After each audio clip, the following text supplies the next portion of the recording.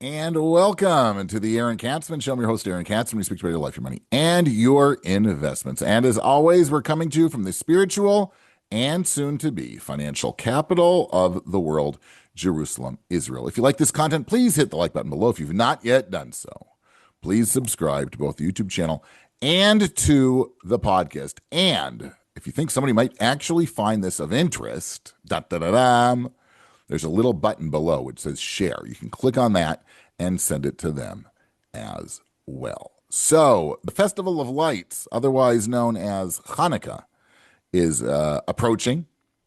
May already be here when you view this. Probably will be here when you view this. And aside from eating all kinds of high caloric fried foods like donuts and sufganiyot and potato pancakes, which are called latkes, and all kinds of other fun calorie-filled food, Hanukkah also can be used as an educational tool for children. Okay? How is that? Well, let's do a deep dive into the money aspect of Hanukkah. It was just a couple weeks ago, right? Thanksgiving, Black Friday, Cyber Monday.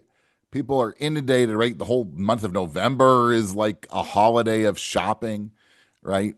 People were inundated with all kinds of advertisements that you need to shop. You got to shop, okay? You got to whip out your plastic. You don't even have to whip out your plastic anymore. There's like this buy now, pay later concept. And you got to do it. Why? Because everything is on sale. Doesn't matter if you can't afford it. It's a blockbuster, Black Friday blockbuster. Doesn't matter if you don't need it. If you can't afford it, you got to buy it. That's what they tell us. You got to buy it. If you don't have the money, heck, take on some debt. It's all worthwhile because you're buying things on sale. What could be better than that? Well, the proximity of this global shopping spree with Hanukkah can serve as a reminder on how we must educate, I would say ourselves also, but our children on money issues, right? How do you treat money? What should we tell our kids about money? The fact is, children are online all day long, right? On their various electronic devices. And they're confronted with all kinds of really, really negative messages about money. You got to spend, you got to buy, and that won't give you happiness. The fact is, I attribute it to electronic devices, but back in the old days when you would watch cartoons and they would pump you with, Fruity Pebbles or Fruit Loops commercials, all those kinds of different ads, it's the same thing, right? You got to buy. The more you buy, the happier you will be. And from an early age, we're just pummeled with that information. And it's just not true, right? More things. There's no mathematical equation which says more things equals more happiness. It doesn't work. It's fleeting. It might be fun the first one or two times you use that thing or you eat that thing, but afterwards, on to the next thing. What else should I buy? So we've got to fight against this prevailing culture of fiscal irresponsibility and teach our children what the proper role of money really is. And we can learn that through Hanukkah gelt. There is a custom on Hanukkah to give money to people. And there's a question is why? Why do we do this? According to the great man who goes by the name of the Magen Avraham, the custom of giving Hanukkah gelt enabled the poor to get money needed to buy candles without feeling shame. That's a practical reason. But I've got another answer.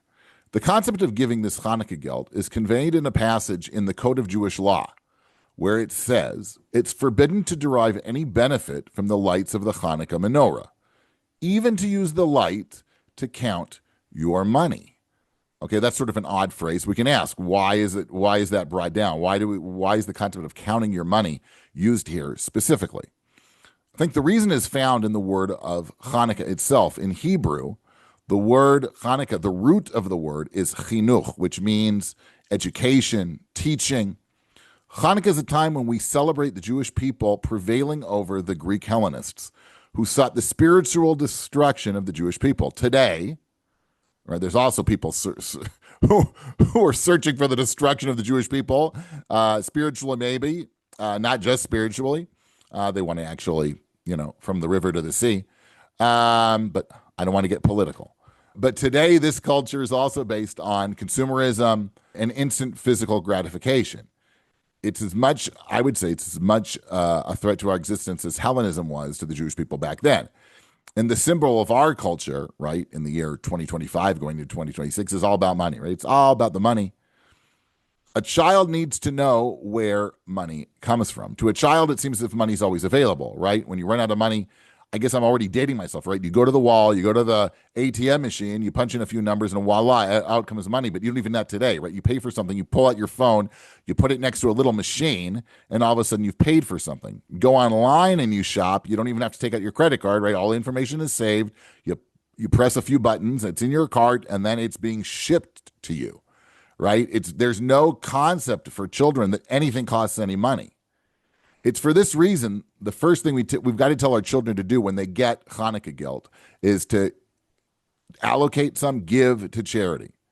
Then we should talk to them about saving, right? Ask your kid, what do you want to use your money for, right? Do you want to buy a new Xbox? Do you have to buy a new cell phone?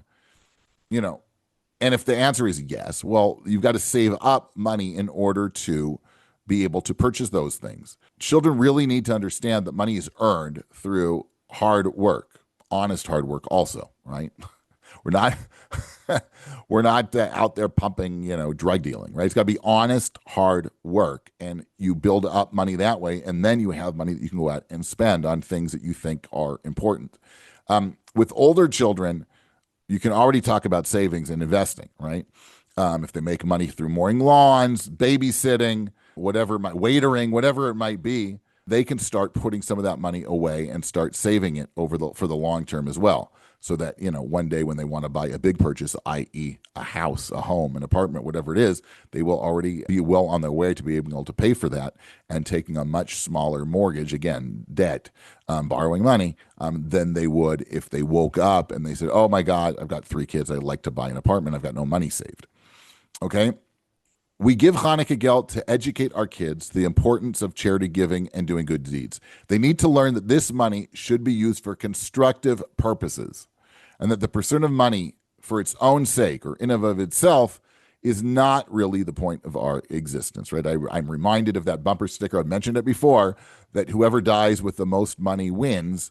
Might be cute, but it's completely irrelevant, right? We don't get buried with our money. We are stewards of money. We're given money to try and better society with. We can enjoy it. There's nothing wrong with enjoying it also, but we should try and improve society, help people with money that we are blessed to have. So teaching our children good money habits is a great way to beat back the forces of modern day Hellenists and internalize the message of Hanukkah. You've been tuning in to the Aaron Katzman Show. We speak about your life, your money, and your investments. If you like this content, please hit the like button below.